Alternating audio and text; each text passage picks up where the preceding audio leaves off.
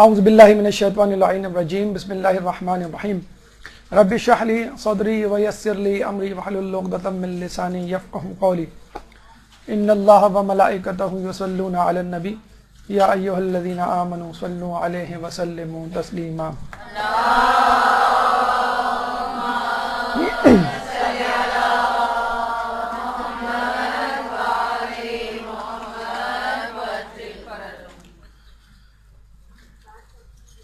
رسول اکرم صلی اللہ علیہ وآلہ وسلم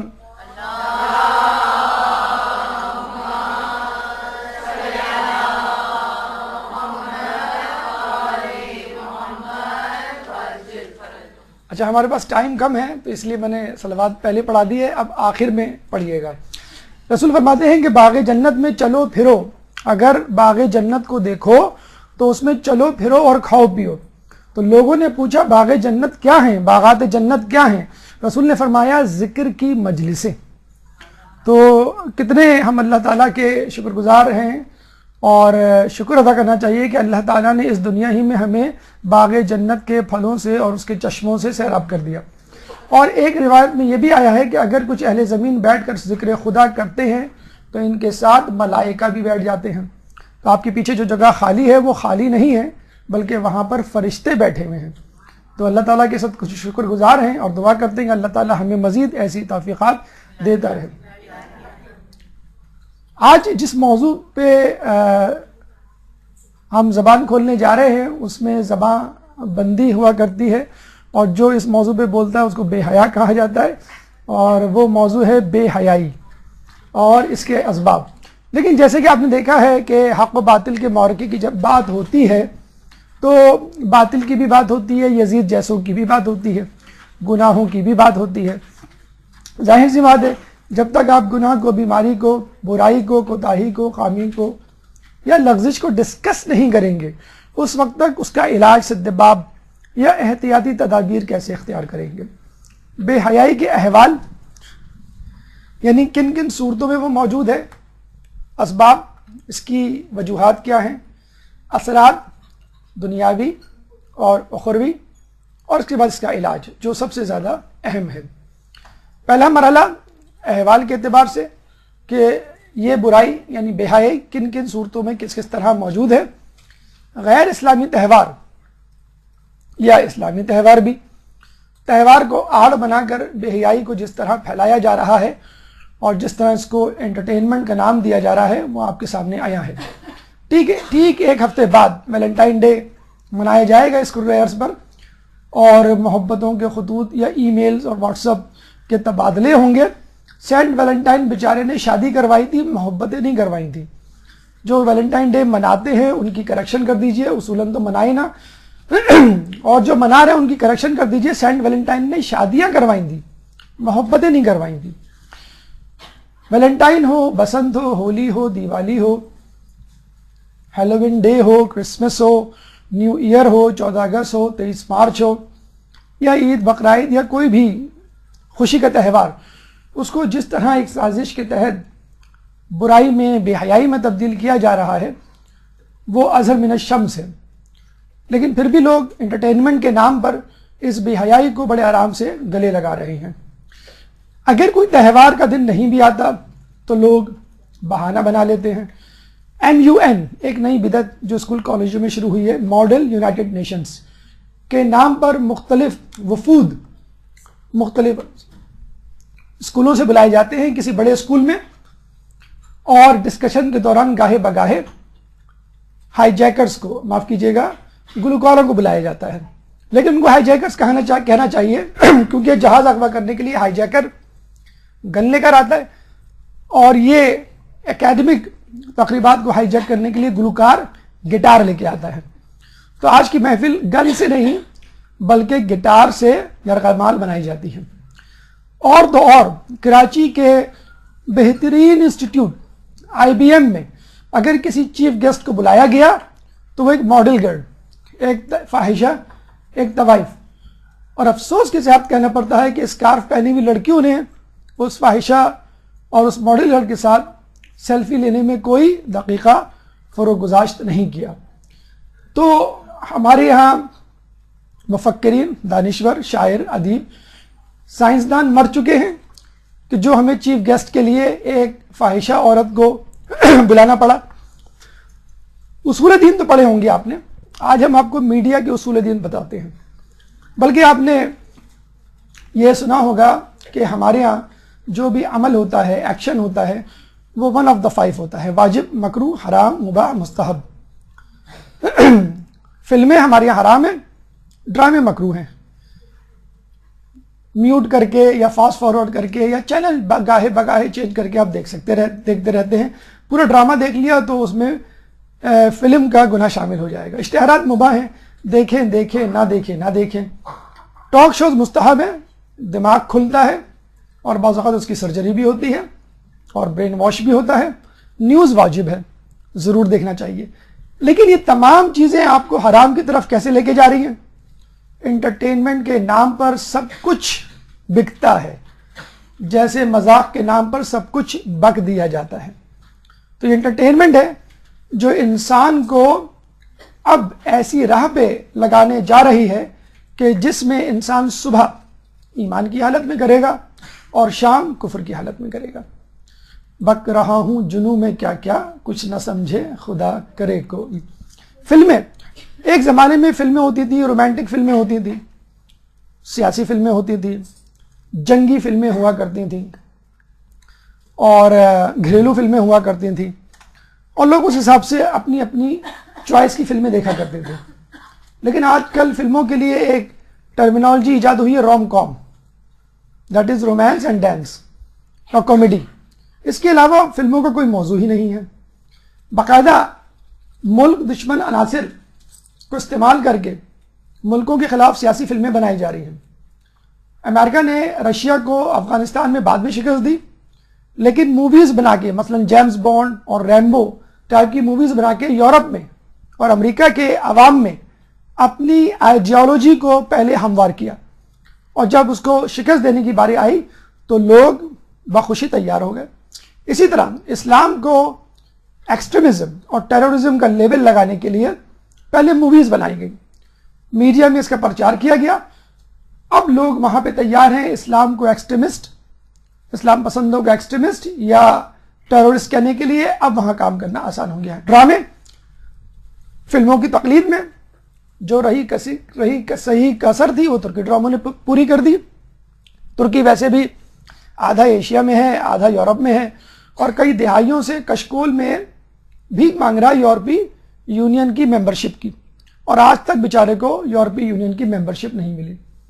اور اگر کچھ کہا جائے تو کہا جاتا ہے کہ یہ مسلمانوں کا ڈرامہ نہیں، یا مسلمان اسلامی ملک کا ڈرامہ نہیں، یہ ترکی کا ڈرامہ ہے جس کا کچھ نہیں پتا، جس کا صدر خود آئیسس کے ساتھ اور داعش کے ساتھ خفیہ سرگرمیوں میں ملوث ہے. اس کے بیٹے اور داماد کی جو ڈیلنگز ہیں آئل سے متعلق وہ اب تشت ازبام ہو چکی ہیں. اشتہارات، آپ کہتے ہیں کہ بھئی یہ 1 منٹ آدھے منٹ کا اشتہار ہمارا کیا بگاڑ لے گا. اگر وہ اشتہار 3 گھنٹے میں 45 منٹ چلے گا تو بھئی اس نے 1 گھنٹے کے ڈرامے کے برابر جو ہے وہ جگہ لے لی. مسلسل میوزک، مسلسل بے حیائی، مادیت پرستی اور پیغامات اتنے الٹے سیدھے اور اتنے مسلسل تسلسل کے ساتھ کہ بچے کیا بڑوں کی زبان پر بھی ہیں. داغ تو اچھے ہوتے ہیں. اچھا، ہم نے تو سنا تھا صفائی نصف ایمان ہے، کھا لے پی لے جی لے. ارے ہم نے تو سنا تھا جو زیادہ کھاتا ہے، جو زیادہ سوتا ہے وہ اللہ کا دشمن ہوتا ہے. یہ سلوگنز لوگوں کو دیے جا رہے ہیں. پھر لوگوں نے ٹاک شوز دیکھنے شروع کیے اور لوگ ان کو رہبر اور رہنما اور پتہ نہیں کیا کیا خطاب دینے لگے. پتہ چلا کہ ٹاک شوز نہیں، تاک شوز ہیں، یعنی تاکا جھاکی. ایک لیڈر کو بلایا، پھر دوسرے لیڈر کو، پھر تیسرے لیڈر کو، اور پھر بلیک میلنگ کے لیے چوتھے پانچویں کو. بعد میں پتہ چلا کہ بھئی یہ اینکر پرسن تو خود برائے فروخت ہے. اور جس طرح برین واش کیا گیا نوجوانوں کا، جب کیپٹل پنشمنٹ پاکستان میں ختم کی گئی تو 6 مہینے تک کیپٹل پنشمنٹ کے خلاف ٹاک شوز کیے گئے. زنا بالرضا کو جب ختم کرنے کی بات آئی تو باقاعدہ ٹاک شوز کیے گئے، لیکن اس سے پہلے ہی وہ پریزیڈنٹ صاحب یہاں سے چلے گئے. تو باقاعدہ ایک مضموم سازش کے تحت، ٹاک شوز کے تحت 6 مہینے، سال بھر یا 3 مہینے کا جو ہے پیریڈ ہوتا ہے، اور وہ تھیولوجی آئیڈیالوجی پھیلائی جاتی ہے اور اس کے بعد وہ بل پارلیمنٹ میں پیش کر دیا جاتا ہے اور اس کی بہت بڑی بڑی بولیاں لگتی ہیں. اور آپ کو معلوم ہے پاکستان میں پیسہ بولتا ہے اور کبھی بولنے پہ یا بول پہ پابندی بھی لگ جاتی ہے. نیوز ترجیحات پہ ڈیپینڈ کرتی ہیں. جو اصل خبر ہے وہ غائب ہو جائے گی. اداکاروں کی برسی، فلاں اداکار کو ہم سے بچھڑے ہوئے 5 سال ہو گئے، فلاں اداکار کو 10 سال ہو گئے. ارے آپ کے سائنسدان مر گئے، آپ کے مفکرین مر گئے، آپ کے جو بڑے بڑے فلنتھروپسٹ ہیں یا بڑی بڑی شخصیات گزری ہیں تحریک پاکستان کی، کیا ان کی وفات نہیں ہوئی؟ کیا سب ابھی تک زندہ ہیں کیا؟ تو ترجیحات جو خبریں دینے کی ہیں وہ کبھی نہیں دی جائیں گی. ابھی شاید 10 دن بھی نہیں گزرے بی بی زینب سلام اللہ علیہ کی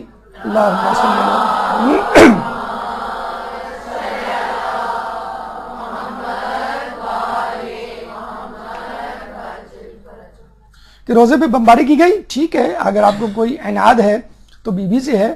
کم از کم جو 50 افراد شہید ہوئے ہیں اس کے ساتھ ملحق بلڈنگ میں، کم از کم ان کو ذہن میں رکھتے ہوئے خبر دے دیتے آپ. بہرحال سینیریو تو بہت اس سے زیادہ گہرا اور وسیع ہے، اتنا کافی ہے. اسباب کی طرف چلتے ہیں اور یہ دیکھتے ہیں کہ یہ بے حیائی کے پیچھے کون سی سازش کار فرما ہے. اس کے لیے ماضی کے جھروکوں میں جھانکنا پڑے گا، مستقبل کے اندیشوں کو دیکھنا پڑے گا اور پھر حال کی تباہ کاریوں کو. ماضی کے جھروکوں میں بلعم باعور کا طریقہ کار جو آج کل استعمار کی اسٹریٹجی بن چکا ہے. کون بلعم باعور؟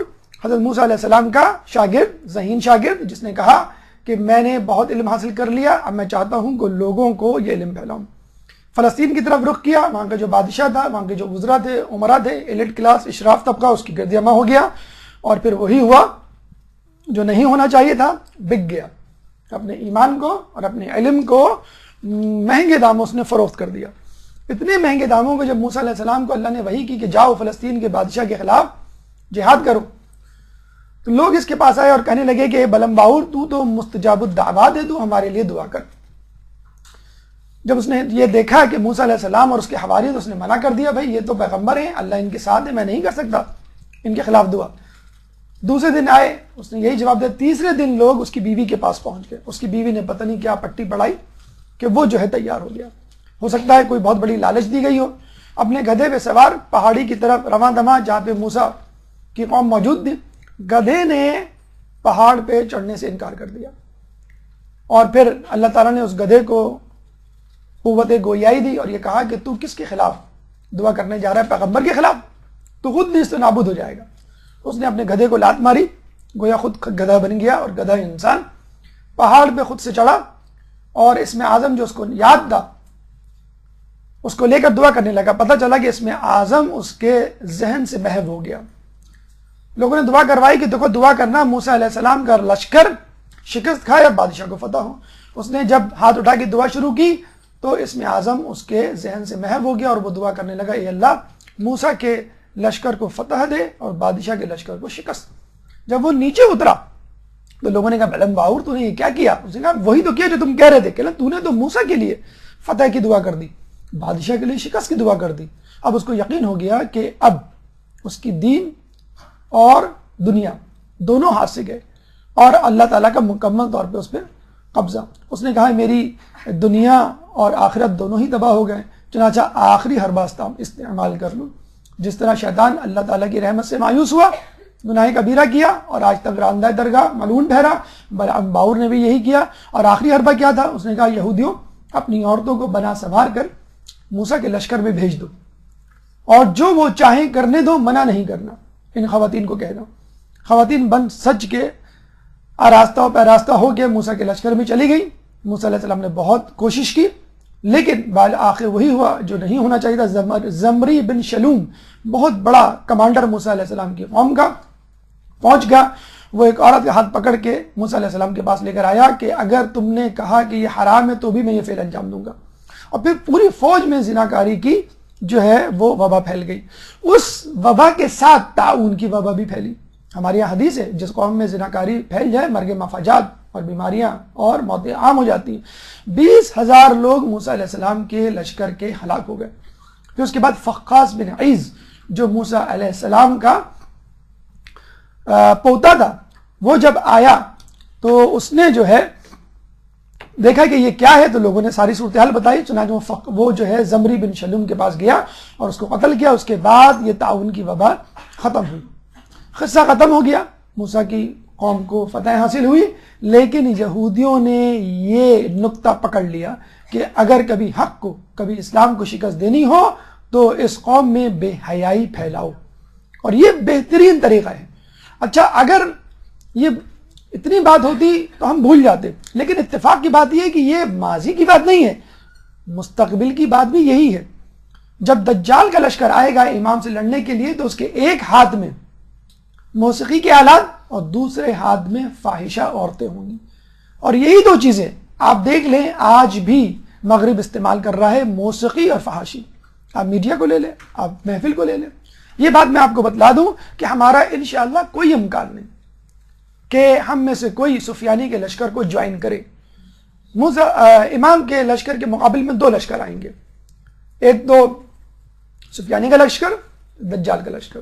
سفیانی کا لشکر داعش کی صورت میں، آئیسس کی صورت میں، طالبان کی صورت میں، قاعدہ کی صورت میں، دہشت گرد تنظیموں کی صورت میں وجود میں آ چکا ہے، لیبل لگ چکا ہے، لوگ جوائن کر چکے اور ہم ان سے نفرت تبرہ کا اظہار بھی کر چکے۔ لیکن دجالی لشکر مادیت پرستی کا ڈھول لے کے پوری دنیا میں اس ڈھول کو بجا رہا ہے، اور مسلمان کیا غیر مسلم کیا تمام لوگ اس کی دعوت پہ لبیک کر رہے ہیں۔ یہ عین ممکن ہے کہ ہم دجال کے لشکر کے ساتھ کھڑے ہوں اور امام کے مقابل کھڑے ہوں، کیوں کہ ہم ابھی سے مادیت پرستی کی بیماری میں مبتلا ہیں۔ بہرحال اس صورتحال کے اثرات کیا ہو سکتے ہیں اس کو دیکھتے ہیں، شاید ان اثرات کو دیکھ کر ہم جو ہے اس مادیت پرستی یا بے حیائی سے اپنا منہ موڑ لیں۔ دنیاوی نقصانات کیا ہیں؟ انفرادی نقصانات۔ حدیث رسول ہے کہ زنا کے 3 دنیاوی نقصانات ہیں: آبرو میں کمی، رزق میں کمی اور عمر میں کمی۔ آبرو میں کمی، چاہے کتنا ہی بڑا سیلیبریٹی، اداکار، صداکار، گلوکار کیوں نہ ہو، اپنے ملک میں، اپنے شہر میں، اپنے محلے میں بے عزت ہوتا ہے۔ ٹھیک ہے، نوجوان بہت پسند کرتے ہیں اداکاراؤں کو، اگر کہا جائے اس سے شادی کرو گے فوراً انکار کر دیں گے۔ لڑکیاں ہو سکتا ہے کسی اداکار کا نام لے لیں، لیکن اگر کہا جاتا ہے اس سے شادی کرو گے وہ فوراً انکار کر دیتی، کیونکہ انسان کا ضمیر گوارا نہیں کرتا۔ نفس کے ہاتھوں مجبور تو ہو جائے دیکھنے کے لیے ان کی فلمیں اور ان کے بارے میں باتیں کرنے کے لیے، لیکن شریک حیات کے طور پہ کوئی شخص بھی نہیں کہے گا کہ میں ایک فاحشہ عورت یا ایک فاسق و فاجر عورت کو، مرد کو اپنا شریک کار یا شریک حیات بناؤں۔ رزق میں تنگی، بے روزگار لوگ صرف آپ کو ترقی پذیر ملکوں میں نہیں، ترقی یافتہ ملکوں میں ملیں گی۔ Under employment is one of the form of in employment. Doctor ہے میڈیکل سٹور پہ بیٹھا ہوا ہے، انجینئر ہے ہاتھ میں پانا لیا ہوا ہے، اکاؤنٹنٹ ہے اور گیس اسٹیشن پہ گیس فل کر رہا ہے۔ تو مغرب کے لوگ ادھار پہ جی رہے ہیں، مغرب کے لوگ انڈر امپلائمنٹ پہ جی رہے ہیں، اور مشرق کے لوگوں کے پاس کھانے کو کچھ نہیں۔ عمر میں کمی، S T D sexually transmitted disease میں فقط 6 بیماریاں پہلے شامل ہوتی تھیں، اب لاتعداد بیماریاں شامل ہیں۔ ایڈز کا وائرس اسی جنسی بے راہ روی کی وجہ سے پھیلا۔ زیکا وائرس ابھی حالیہ امریکہ اور 23 ممالک میں پھیلنے والا وائرس ہے، جس نے 40 لاکھ لوگوں کو متاثر کیا ہے۔ عورتوں کو ہو جائے تو بچے مینٹلی ریٹارڈڈ پیدا ہوتے ہیں، مائکروسیفیلی، چھوٹے دماغ، چھوٹی کھوپڑی کے ساتھ پیدا ہوتے ہیں۔ اس زیکا وائرس کے بارے میں کہا جاتا ہے، ابھی اس ہفتے کی خبر ہے کہ یہ سیکچولی ٹرانسمیٹڈ ڈیزیز ہے اور اس کی ویکسین شاید 10 سال تک دریافت نہ ہو سکے۔ اجتماعی نقصانات، حدیث میں ہے کہ جب میرے بعد زنا کثرت سے ہونے لگے گا تو مرگ مفاجات بھی کثرت سے ہونے لگے گی۔ مرگ مفاجات یعنی اچانک موت کا ہونا۔ جب زنا اعلانیہ طور پہ ہونے لگے گا تو زلزلے آنے لگیں گے، اور یہ حقیقت ہے، زلزلے سے جس طرح لوگ بھاگ کر گھروں اور دفتروں سے نکلتے ہیں، اگر اذان کی آواز سن کر نکلیں تو شاید زلزلے کبھی نہ آئیں۔ امریکہ میں اس وقت کیلیفورنیا میں بارش ہو رہی ہے، اس وقت سردی کے موسم میں کیلیفورنیا میں کبھی بارش نہیں ہوئی، ان ایکسپیکٹڈ ویدر۔ کینیڈا میں سردی نہیں پڑی، ان ایکسپیکٹڈ ویدر۔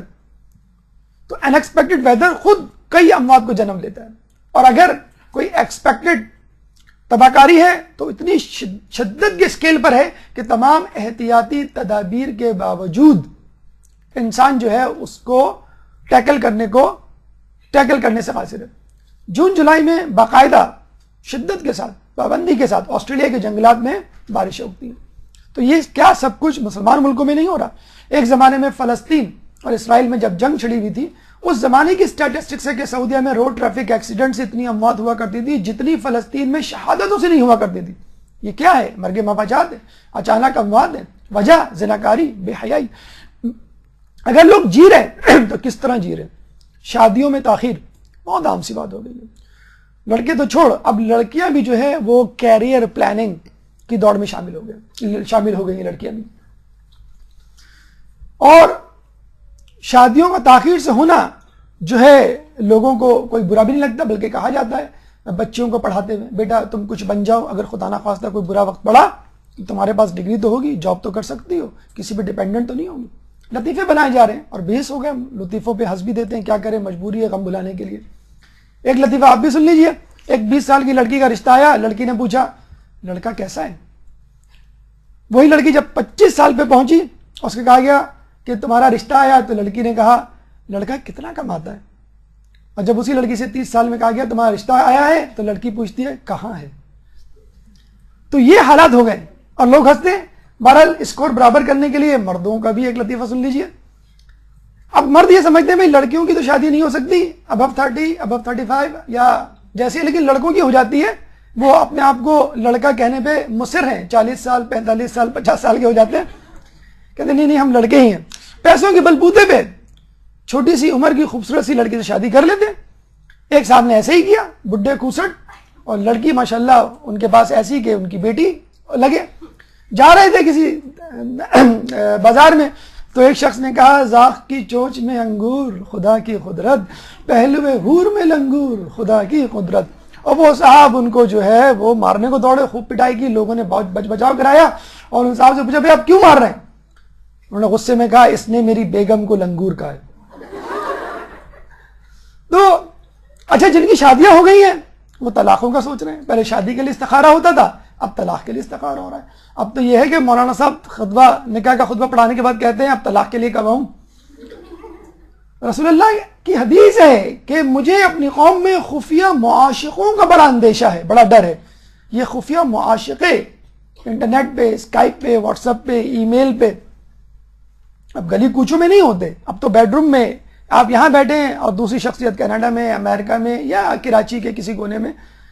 طلاقوں کی کثرت، جو طلاق مطلب جو شادی کر چکے ہیں وہ ریورس گیئر لگانے کی سوچ رہے ہیں، طلاق کا سوچ رہے ہیں۔ لاوارث بچے امریکہ میں اتنے زیادہ ہو گئے ہیں کہ انہوں نے ولدیت کا خانہ ہی فارم سے نکال دیا۔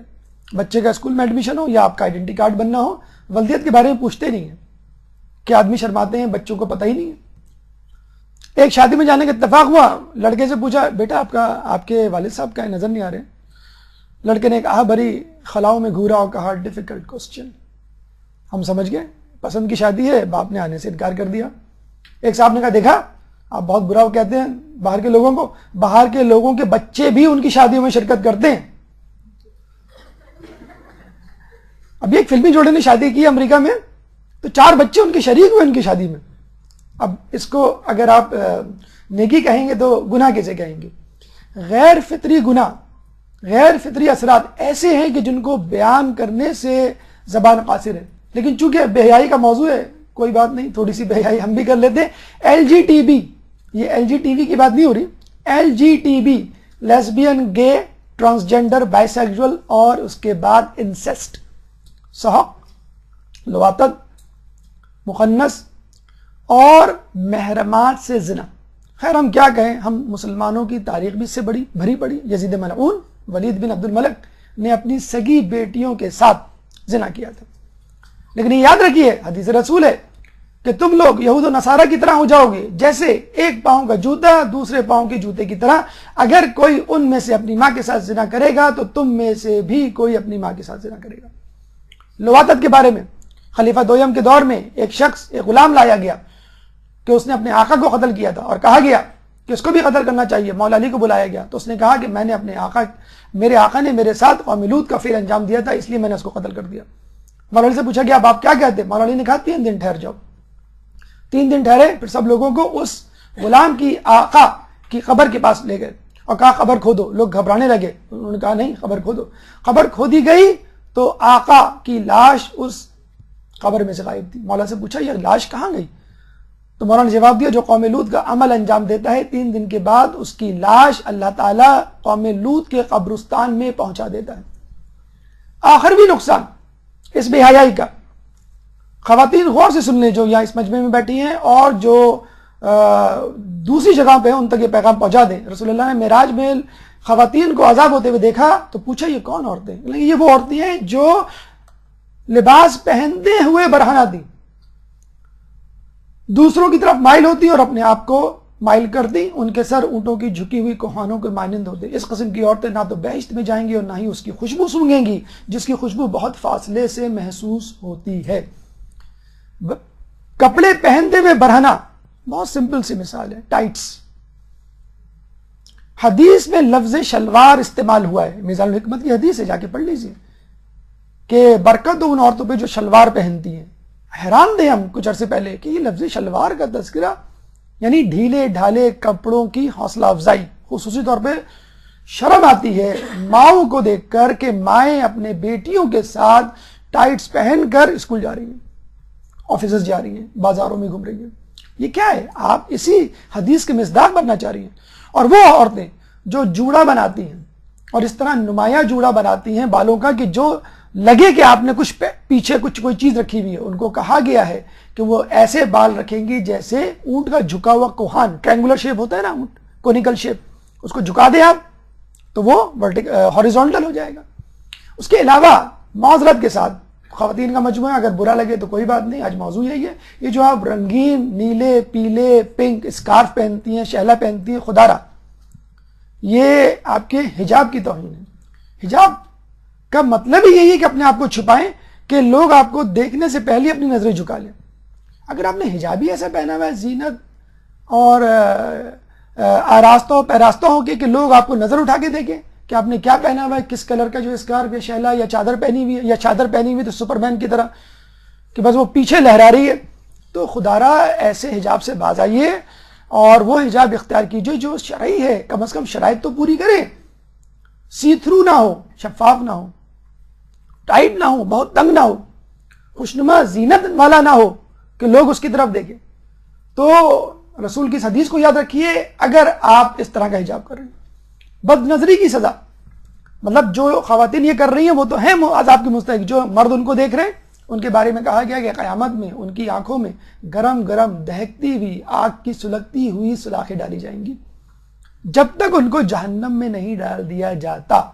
یعنی جہنم میں ڈالنے سے پہلے ان کی آنکھوں میں سلگتی ہوئی سلاخیں، آگ کی سلاخیں.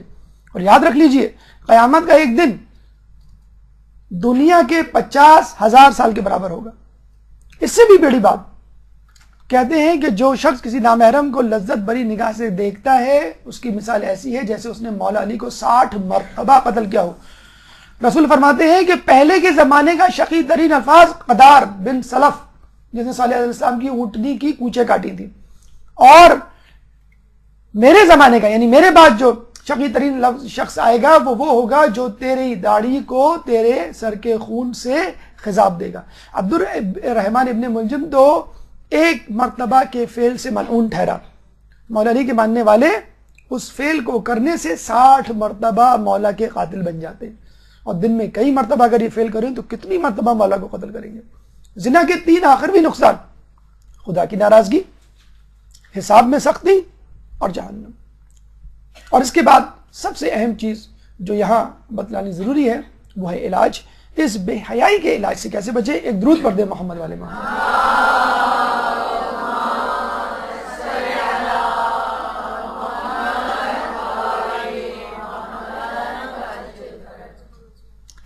تریاق بھی ہے، ویکسین بھی ہے، وہ ہے حیا. جیسے بچوں کو ہم ویکسین لگاتے ہیں کہ آئندہ آنے والی بیماری سے بچ جائے. اپنے اندر حیا پیدا کریں. الحمدللہ حدیث کے مطابق حیا کے 10 اجزاء میں سے 9 عورتوں میں ہیں اور 1 مردوں میں. لیکن اس کے باوجود یہ کہا گیا، اس کا مطلب یہ نہیں کہ مرد جو ہے مادر پدر آزاد پھرے.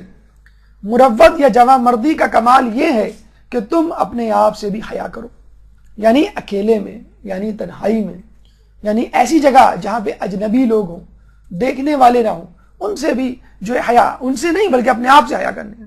اور پھر یہ کہا گیا کہ جب تمہیں حیا نہیں تو جو چاہو کرو، چاہے چھوٹا چاہے بڑا گناہ. جس کے پاس حیا نہیں اس کا کوئی دین نہیں، مسلمان ہو کہ کرسچن ہو چاہے ایتھیسٹ ہو، سب اگر بے شرم ہو جائیں تو ایک ہی تھالی کے چٹے بٹے. اس حیا کو پیدا کرنے کے لیے، بے حیائی سے بچنے کے لیے اپنے اندر جہالت پیدا کیجیے، اپنے اندر علم پیدا کیجیے، اپنے اندر بھوک پیدا کیجیے.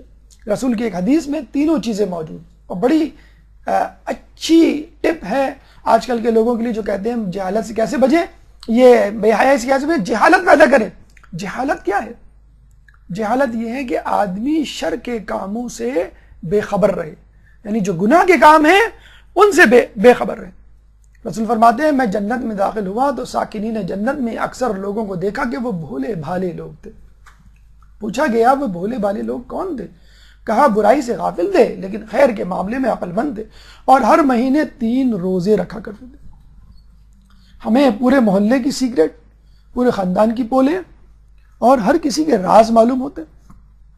فلاں کا چکر فلاں سے چل رہا ہے، فلاں جو ہے فلاں جگہ یہ کام کرتا ہوا دیکھا گیا، فلاں جو ہے یہ کام کر چکا ہے اور موقع آنے پر میں اس کے راز افشا کر دوں گا. یہ سب کیا ہے؟ برائیوں کی خبریں رکھنا. فلمیں نہیں دیکھ رہے لیکن فلم کی پوری سٹوری معلوم ہے آپ کو. گانے نہیں سنے اس کی دھن آپ کو معلوم ہے. یہ سب کیا ہے؟ کہ حرام کام نہ کرنے کے باوجود حرام کام کا تجسس. چلو دیکھ ہی لیں آج کل کیا مسئلہ ہے. اس فلم کی بڑی تعریف کر رہے ہیں لوگ، چلو تھوڑا سا دیکھ ہی لیں، اس کا ٹریلر ہی کم از کم دیکھ لیں. یہ ڈرامہ لوگ بڑے زور و شوق سے دیکھتے ہیں، مغرب سے پہلے آتا ہے. لوگ کہتے ہیں مغرب کی نماز جو ہے ہماری تاخیر سے ہوتی ہے. چلو بڑا پسندیدہ، بڑا تفریحی اور ہنسی مذاق میں مبنی ہے، چلو دیکھ ہی لیں. تو یہ جو تجسس ہے گناہوں سے متعلق اور چکھنا ہے گناہوں کو یا اس کی خبر رکھنا ہے، اس سے بہتر یہ ہے کہ نیکیوں کی خبر رکھی جائے. لوگ کہتے ہیں ہم بدھو بنے رہتے ہیں، روزانہ اسکول میں لڑکے لڑکیاں جو ہیں وہ فلموں کی باتیں کر رہے ہیں، البمز کی بات کر رہے ہیں، سنگرز کی باتیں کر رہے ہیں، ہم خاموش بیٹھے رہتے ہیں. تو بیچارہ جو ہے وہ آہستہ آہستہ ان کی باتوں میں شریک ہوتا رہتا ہے اور پھر خود بھی ان کاموں کو شروع کر دیتا ہے. تو گناہوں کی نہیں، نیکیوں کی معلومات رکھیں اور گناہوں کے معاملے میں ایسے بن جائیں جیسے کبوتر. رسول فرماتے ہیں میرے بھائی حضرت عیسیٰ نے اپنے حواریوں سے فرمایا اے میرے حواریوں شر کے معاملے میں بھولے بنے رہو ایسے جیسے کبوتر ہوتا ہے. کوے کی طرح نہیں جو جہاں دانا پانی دیکھتا ہے فوراً گر پڑتا ہے، کبوتر کی طرح جو کہ مولا علی کا پسندیدہ پرندہ تھا. مکس گیدرنگ، ایسی جگہوں پہ جانے سے پرہیز کریں جہاں مکس گیدرنگ ہے. اور مکس گیدرنگ کا مطلب فقط شادی بیاہ کی تقریبات نہیں، اسکولوں میں بھی مکس گیدرنگ ہو سکتی ہے. اور اسکولوں ہی کیا، حج عمرہ زیارت میں بھی مکس گیدرنگ ہو سکتی ہے. آج کل وہ تقدس جو پہلے ہوا کرتا تھا وہ ختم ہوتا چلا جا رہا ہے. ایک مولانا صاحب نے ہم کو بتلایا کہ زیارت کے دوران کہ آج کل بڑے حالات خراب ہیں. پچھلی مرتبہ ہم زیارت میں قافلہ لے کر آئے تھے، ایک خاتون اور ایک مرد کا جو ہے وہ چکر چل گیا اور پھر جو ہے ان کا نکاح پڑھانا پڑا ہم کو. تو ہم نے کہا چلے مولانا صاحب کم از کم شادی تو ہو گئی ان کی. چلیں کیسی بات کر رہے ہیں، ہم دونوں پہلے سے شادی شدہ تھے، یعنی دونوں نے طلاقیں لی اپنے اپنے رسپیکٹیو شریک حیات سے اور شادی کی. اب ان دونوں کا کیا ہوا ہوگا؟ لوگ کہتے ہیں کہ ان دونوں کو چاہیے وہ بھی زیارت پہ جائیں. اور بہرحال تو یہ حالات ہو گئے ہیں کہ ہر چیز کا تقدس جو ہے وہ ختم ہو کے رہ گیا ہے. اس کا طریقہ یہ ہے کہ اگر آپ کو مکس گیدرنگ کا سامنا ہو بھی پڑ جائے، مثلا آپ کی فیملی میں کچھ ایسے لوگ ہیں جو جہاں پہ جانا بھی ضروری ہے اور حرام بھی ہے، تو اس طرح رہیں کہ لوگ سمجھ جائیں کہ آپ کو یہ تقریب پسند نہیں، کونے میں بیٹھے ہیں، الگ تھلگ بیٹھے ہیں، دیر سے جائیں اور جلدی آ جائیں. بالکل مثال ایسی ہے کہ آپ کہیں کہ بھائی بھوک نہیں، مرنے کی حالت میں ہم سور کا گوشت کھا سکتے ہیں لیکن اس کا باربیکیو بنا کے نہ کھائیں، اس کے جو ہے وہ فرائیڈ آئٹمز نہ تلیں. اس کے شیک ہینڈ بہت عام ہوتا جا رہا ہے، مطلب فزیکل ٹچ یا شیک ہینڈ کزنز میں بہن بھائی کہہ کر ایک دوسرے سے ہاتھ ملایا جا رہا ہے. رسول کہتے ہیں میں کسی عورت کو ہاتھ نہیں لگاتا.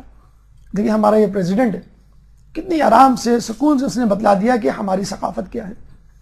بیعت کا طریقہ کیا ہوتا تھا رسول اللہ کا؟ اپنا ہاتھ پانی کے برتن میں ڈال کر باہر نکال لیتے، پھر عورتیں اس میں اپنا ہاتھ ڈالتی اور نکال لیتی. آپ کا لباس خصوصی طور پہ خواتین کے حوالے سے ایسا ہونا چاہیے جو اٹریکٹیو نہ ہو.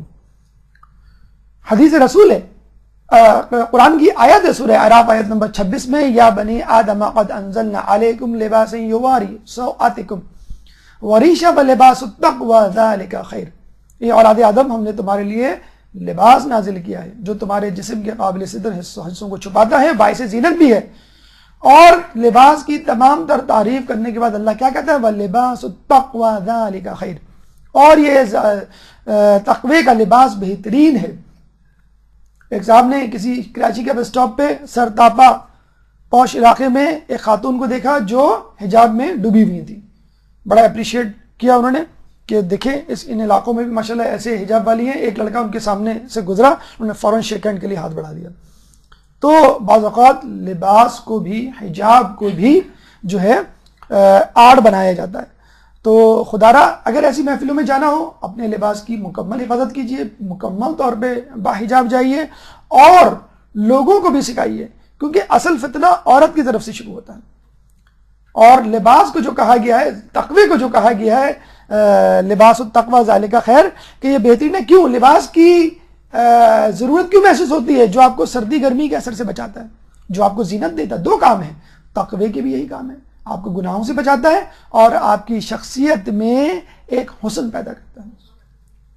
روایت میں آیا ہے کہ اپنی عورتوں کو کم لباس بنا کر گھروں سے باہر جانے سے روکو. عورت جتنے نئے لباس بنائے گی اتنا ہی زیادہ اس کو نکلنے کا شوق ہوگا، لباس دکھانے کا شوق ہوگا. اور عورت کی فطرت ہے. اللہ فرماتا ہے کنتو کنز مخفی، میں چھپا ہوا خزانہ تھا، فاحببت ان اعرف، میں نے چاہا کہ میں پہچانا جاؤں. آج کل کی عورت بھی گھر سے نکلتے ہوئے کہتی ہے میں چھپی ہوئی خزانہ تھی، میں نے چاہا کہ میں پہچانی جاؤں، چنانچہ میں نے ایک لباس سلوایا لون کا یا کسی کا بھی اور میں باہر نکلی. تو عورت کے لیے نہیں حدیث ہے یہ اللہ نے اپنے لیے، یہ حدیث قدسی ہے، اللہ اپنے لیے کہہ رہا ہے میں پہچانا جاؤں، اور عورت کہتی ہے کہ میں پہچانے جاؤں. خوبصورت لگنے کی خواہش انسان کو، عورت کو کتنے بڑے نقصان سے دوچار کر دیتی ہے. بنی اسرائیل میں ایک شخص تھا زاہد، پیغمبر نے اس کو خوشخبری دی اللہ تعالیٰ نے تمہاری 3 خواہشات، 3 دعائیں پوری کرنے کا ارادہ کر لیا ہے، اب تم 3 خواہشات کر سکتے ہو، 3 دعائیں کر سکتے ہو، تینوں قبول ہوں گی. عورت نے فوراً کہا کہ تم تینوں دعائیں چھوڑو، ایک دعا میرے لیے کر دو کہ اللہ مجھے خوبصورت ترین عورت بنا دے. اس نے دعا کی اللہ میری بیوی کو سب سے خوبصورت عورت بنا دے، اور وہ سب سے خوبصورت بن گئی. اور پھر مس یونیورس سے ملنے کے لیے، ان کے دیدار کے لیے دنیا بھر سے لوگ آنے لگے اور خطوطوں کا تبادلہ ہونے لگا. شوہر کو بڑا غصہ آیا، بہت پریشان ہوا. اس نے کہا بیوی میرے پاس 2 دعائیں باقی ہیں، کوئی بات نہیں، یہ میری عزت کا معاملہ ہے. اس نے کہا اے اللہ اس کو بدصورت بنا دے. اب وہ عورت جس پہ لوگ ریجھتے تھے وہ ریچھنی بن گئی. ریچھ کہ جو مؤنث ہوتی ہے، ریچھنی آپ دیکھ لیں آپ کیسی ہوتی ہوگی، روشنی تصور کریں آپ ذہن میں. اب جو ہے لوگ تو چھٹ گئے لیکن خود گھر والے پریشان ہو گئے. ابا ہمیں نیند نہیں آتی اماں کو دیکھ کے کہ کیا کریں. تو اس نے کہا کہ کچھ تو کرو، کم از کم اس کو پہلی اس والی صورت میں لاؤ. تو اس نے تیسری دعا کی اللہ اس کو اپنی سابقہ صورت میں واپس لا دے. تینوں دعائیں، کھایا پیا کچھ نہیں، گلاس توڑا 12 نے. گفتگو، اگر اس قسم کی گیدرنگ ہو تو گفتگو اس طرح کی ہو کہ آپ کی آواز میں کوئی لچک نہ ہو. ویسے تو کہا جاتا ہے کہ فحش گفتگو کے بارے میں بدترین انسان وہ ہے جس کی بد اخلاقی اور فحش کلامی کے خوف سے لوگ اسے چھوڑ دیں. اب لوگ کہتے ہیں چلو ٹھیک ہے. ابھی آپ نے ڈاکٹر عابد کا لیکچر سنا کہ سلام کرنا کیوں نامحرم کو منع کیا گیا ہے، یہ فتنہ فساد سے. سائیکالوجیکل اسٹڈی ہے کہ عورت وربلی اورینٹڈ ہوتی ہے اور مرد ویژولی اورینٹڈ. اور یہ حدیث میں پہلے سے موجود ہے، عورت کی خوبصورتی اس کے چہرے میں ہے اور مرد کی خوبصورتی اس کی زبان میں ہے. آپ نے ہمیشہ یہ سنا ہوگا کہ تم نے اس میں کیا دیکھا اس عورت میں کہ دیکھتے ہی پھسل گئے. اور عورت کو کیا کہا جاتا ہے کہ تم نے اس مرد میں کیا دیکھا کہ اس کی چکنی چپڑی باتوں میں آ گئی. عورت کو کبھی نہیں کہا جاتا تم اس کو دیکھ کے پھسل گئی، اور مرد کو کبھی نہیں کہا جاتا کہ اس نے تم کو بیوقوف بنا لیا. یہ مرد ہے جو باتوں سے بیوقوف بنا لیتا ہے، اور یہ عورت ہے جو اپنے حسن سے گھائل کر دیتی ہے.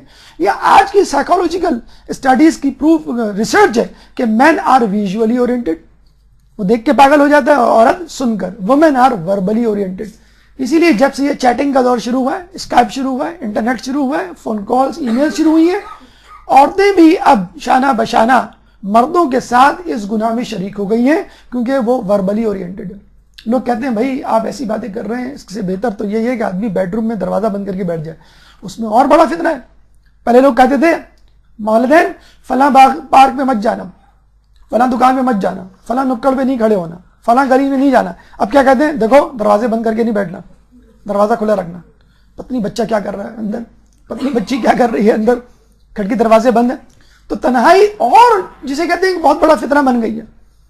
شیطان نے ایک دفعہ نوح علیہ السلام کو آ کے شکریہ ادا کیا اور کہا کہ جتنے میرے فالوورز تھے وہ تو طوفان میں غرق ہو گئے اور جتنے آپ کے پارٹنرز تھے حواری وہ بچ گئے. اب تو کوئی امکان نہیں آپ کے حواریوں کو ورغلانے کا. ہاں ان کی نسلوں میں لوگ پیدا ہوں گے تو ان کو ورغلاؤں گا. ابھی تو بہت بڑا پیریڈ ہے ریسٹ کا. تو شکریہ آپ کا. اس کے بدلے میں اگر میں کوئی آپ کی خدمت کرنا چاہوں تو مجھے بتائیں. تو انہوں نے پوچھا کہ تم کس طرح لوگوں پہ وار کرتے ہو؟ تو شیطان نے کہا مجھے 3 موقعوں پہ کبھی نہیں بھولیے گا. 3 موقعوں پہ میں وار کرتا ہوں. 2 لوگوں کے درمیان انصاف جب کرنا ہو غصے کی حالت میں، اور جب انسان عورت سے تنہائی ہو. اب ہمارے دور میں عورت سے ملنے کے لیے کسی جگہ کا انتخاب ضرورت نہیں ہے. آپ اپنے گھر میں بیڈ روم میں جو ہے وہ عورت سے مل سکتے ہیں، چیٹنگ کر سکتے ہیں. اس کے علاوہ تمہاری عورت کے کہیں جانے سے خطرناک ہے کسی ناقابل بھروسہ انسان کا تمہارے گھر آنا، چاہے وہ آپ کا کزن ہی کیوں نہ ہو، کزن ہی کیوں نہ ہو. لیکن بہرحال نامحرم ہے تو چنانچہ اس کے ساتھ آپ کا پردہ بالکل واجب ہو. 8واں علاج اس بے حیائی کا احتیاط. یعنی آپ تنہائی میں ہو تو بھی احتیاط سے کام لیں، جب آپ محفل میں ہو تو بھی احتیاط سے کام لیں. یہ آیت آپ نے 12 سنی ہوگی، قل للمؤمنین یغضوا من ابصارهم ویحفظوا فروجهم. اے رسول آپ مرد مومنوں سے کہہ دیجئے کہ اپنی نگاہیں نیچے رکھیں اور اپنی شرمگاہوں کی حفاظت کریں. یہ گناہ شروع ہی آنکھوں سے ہوتا ہے. امام کی روایت ہے کہ شہوت کی نگاہ شیطان کے تیروں میں سے ایک تیر ہے. اور صرف مرد کی نہیں، عورت کی نگاہ کو بھی کہا گیا ہے کہ وہ بھی اپنی نگاہوں کی حفاظت کریں. وَقُلْ لِلْمُؤْمِنَاتِ يَغْضُضْنَ مِنْ أَبْصَارِهِنَّ وَيَحْفَظْنَ فُرُوجَهُنَّ وَلَا يُبْدِينَ زِينَتَهُنَّ. اے رسول آپ مومن عورتوں سے کہہ دیجئے کہ اپنی نگاہیں نیچی رکھیں اور اپنی شرمگاہوں کی حفاظت کریں. پھر ایک اضافی ٹکڑا وَلَا يُبْدِينَ زِينَتَهُنَّ، اور اپنی زینت اور آرائش کو ظاہر نہ کریں. یہ ایک ایڈیشنل ڈیوٹی یا ذمہ داری عورت کی گئی ہے. لیکن بہرحال نظروں کی حفاظت مردوں کے لیے بھی ہے اور عورتوں کے لیے. اس کے بعد یہ کہا گیا ہے کہ وَلَا تَقْرَبُوا الزِّنَا إِنَّهُ كَانَ فَاحِشَةً وَسَاءَ سَبِيلًا. دیکھیں یہ نہیں کہا کہ زنا نہ کرو. خدا کہہ سکتا تھا، خدا کہتا ہے روایاتوں میں جھوٹ نہ بولو، چغلی نہ کرو، حرام نہ کھاؤ، سود نہ کھاؤ، جھوٹ نہ بولو، بد اخلاقی نہ کرو، توہین نہ کرو، وغیرہ وغیرہ. لیکن جب زنا کی بات آئی تو اللہ کہتا ہے زنا کے قریب بھی نہ پھٹکو، زنا کے قریب بھی نہ جاؤ. یعنی تمام مقدمات زنا اس سے اپنے آپ کو بچانا ہے. کیا احتیاط برت سکتا ہے انسان؟ امام فرماتے ہیں اگر تیرے بس میں ہو کہ تو کسی غیر محرم کے کپڑے کی طرف بھی نگاہ نہ کرے تو ایسا ہی کر. اور اس کا ادراک ہمیں جب اس وقت ہوا ایک دوست کے ساتھ کسی جگہ گئے تو وہ دکان پہ کھڑے ہو کے کپڑے کو دیکھ لیں گے. ہم نے کہا بھی خیریت تو ہی لیڈیز کپڑا یہاں کیوں کھڑے ہو گئے؟ تو کہنے لگے کہ کاش اس میں جان ہوتی. آپ دیکھا فینٹیسی دیکھی، انسان کی فینٹیسی کہاں کہاں تک چلی جاتی ہے.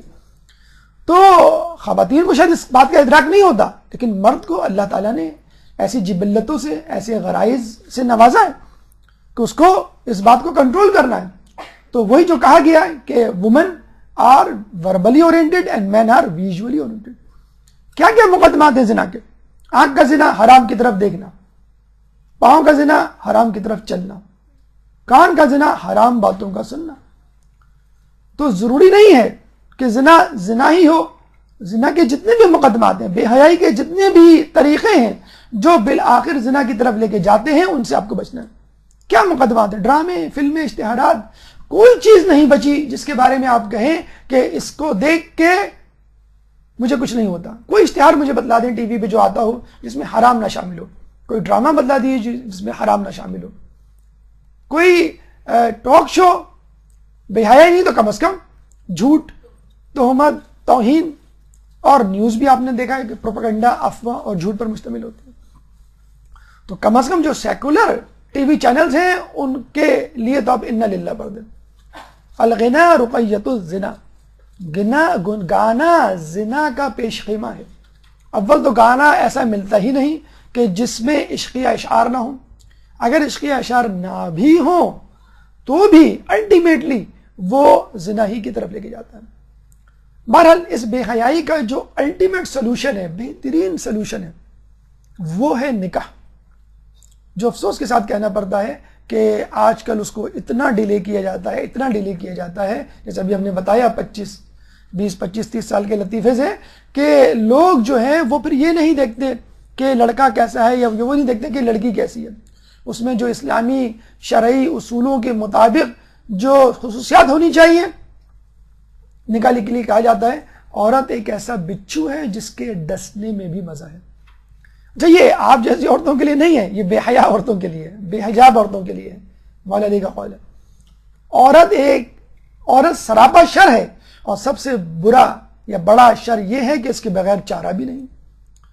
तो ये अपने आप को बेहयाई से बचाने का तरीका है, इन शरपसंद औरतों से बचाने का तरीका है, इन बिच्छू जैसी औरतों से बचाने का तरीका है कि इंसान निकाह करे। जैसे कहते हैं ना कि इंसान की कामयाबी के पीछे एक औरत का हाथ जरूर होता है और नाकामी के पीछे बहुत सी। अच्छा, लोग ये कहते हैं कि पैसे नहीं है, स्टैब्लिश नहीं है, पाँव पे खड़े नहीं हुए हैं। कुरान में बाकायदा वाज़ेह तौर पे कह दिया गया है, वनकिहू व अनकिहुल अयामा मिनकुम वस्सालिहीन मिन इबादिकुम व इमाइकुम इन यकूनू फुक़रा युग़निहुमुल्लाहु मिन फ़ज़लिह। और अपनी बेशौहर औरतों और बे औरत मर्दों और अपने गुलामों और अपनी लौंडियों में से सलाहियत रखने वालों का निकाह कर दिया करो। अगर वो गरीब व नादार होंगे तो अल्लाह इन्हें अपने फजल व करम से मालदार बना देगा।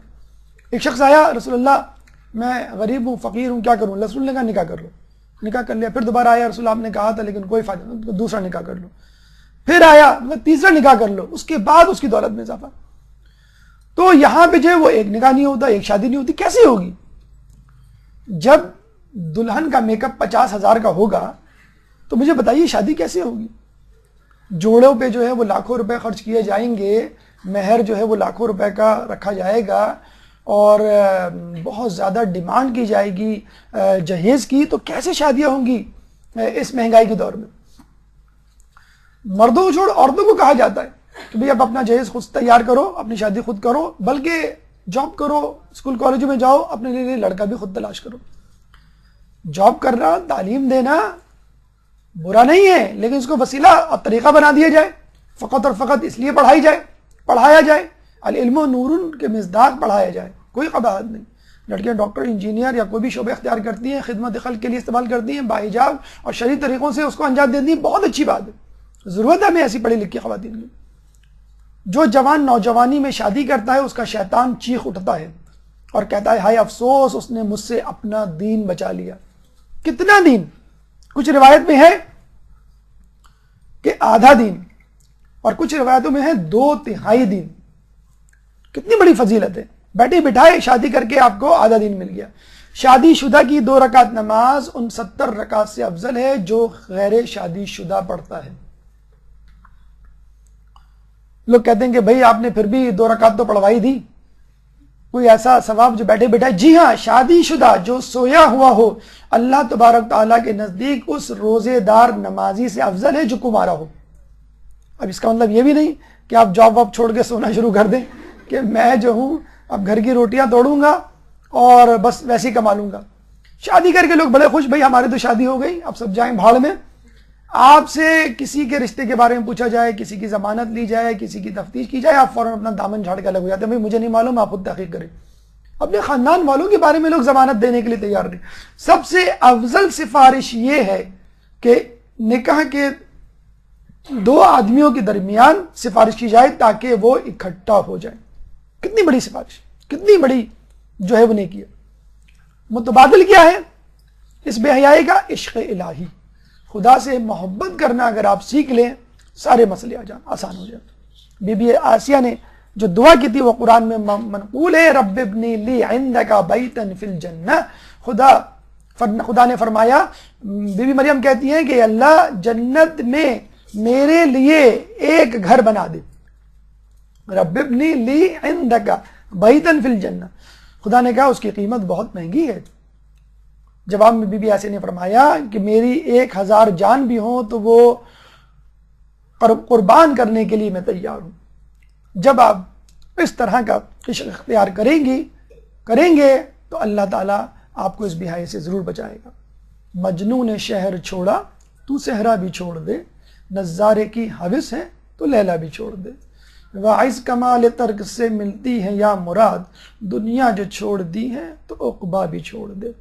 ہے رسم عاشقی میں الگ سب سے بیٹھنا، میں خانہ بھی حرم بھی کلیسا بھی چھوڑ دے. اگر اس کے باوجود آپ کو یہ بات نہیں سمجھ میں آتی، ہمارے پاس ایک مدرسے کے طالب علم آئے، سر آپ سے ایک مسئلہ پوچھنا ہے. ارے بھائی ہم اس فقہ کی فیلڈ کریں. نہیں سر بہت آسان مسئلہ ہے، آپ جواب دے دیں گے. اچھا بھی پوچھیے. سر وہ میری ایک لڑکی سے دوستی ہے. ہم نے کہا یہ کیا بات ہوئی؟ کہ سر نہیں آپ مجھ پہ شک نہ کریں، بہت پاکیزہ دوستی ہے اور ہم جو ہے کوئی گندی بات نہیں کرتے، کوئی غلط. میں نے کہا کیا مطلب کوئی توضیح المسائل ڈسکس کرتے ہو؟ نہیں سر توضیح المسائل تو نہیں. میں نے کہا کیا میت کے مسائل ڈسکس کرتے ہو؟ قبر میں کیا سوال پوچھے جائیں گے وہ ڈسکس کرتے ہو؟ کیا ڈسکس کرتے ہو؟ نہیں سر آپ خواہی میں آپ سر بہت جذباتی ہو رہے ہیں. آپ جو ہیں سر سمجھے سر کوئی مسئلہ نہیں ہے. اسی طرح گھبرا کے بول رہے ہوتے ہیں جس طرح میں بول رہا ہوں. سر کوئی مسئلہ نہیں ہے، بالکل نیٹ اینڈ کلین اور بالکل اٹس اوکے، آپ بالکل گھبرائیں مت. تو میں نے کہا بھائی آپ پھر بتا کیوں رہے ہیں، آپ گھبرائیں مت، آپ کریں دوستی. تو جب وہ نہیں مانا اور فتویٰ لینے پہ بالکل مصر تھا کہ نہیں آپ کو بتانا پڑے گا یہ صحیح ہے کہ نہیں ہے. میں نے کہا ایک بات بتاؤ، تمہاری بہن ہے؟ کہنے کہا. اب بالکل بلیک آؤٹ، سوئچ آف. میں نے کہا تمہاری بہن سے کوئی اس طرح کی دوستی کرنا چاہے؟ اور پھر خاموشی سے اٹھ کے چلا گیا. میرے بڑے بے آبرو ہو کے تیرے کوچے سے ہم نکلے. یہ امام، چھٹے امام کے پاس ایک شخص آیا تھا، بالکل اسی طرح کہا تھا اس نے.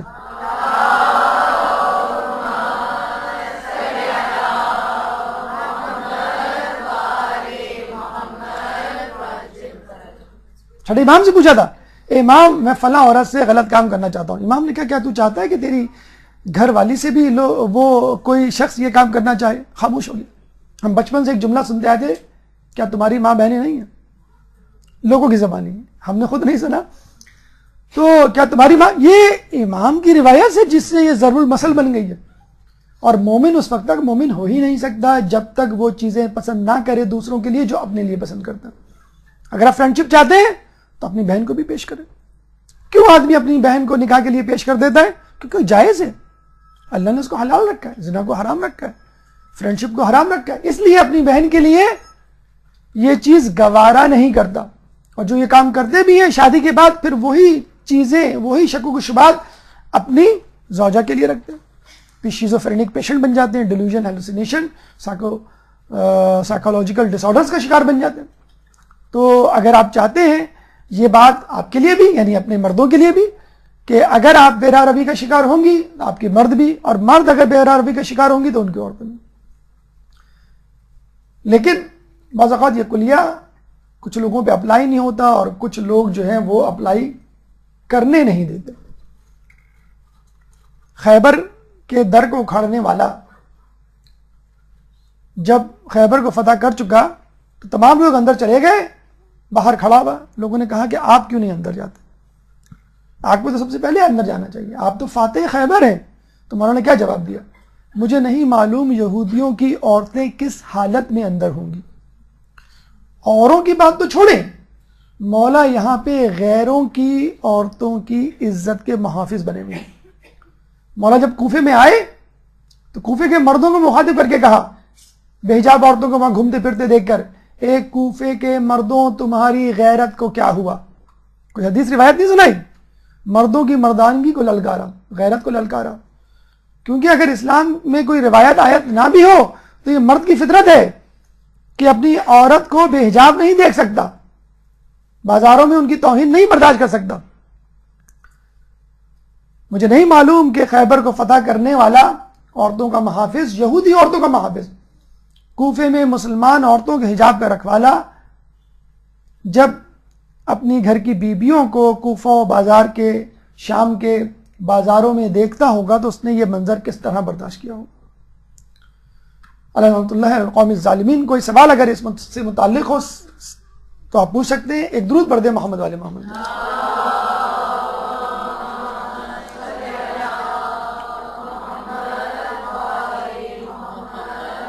برحمتك يا أرحم الراحمين وصلى الله على محمد وآله الطاهرين.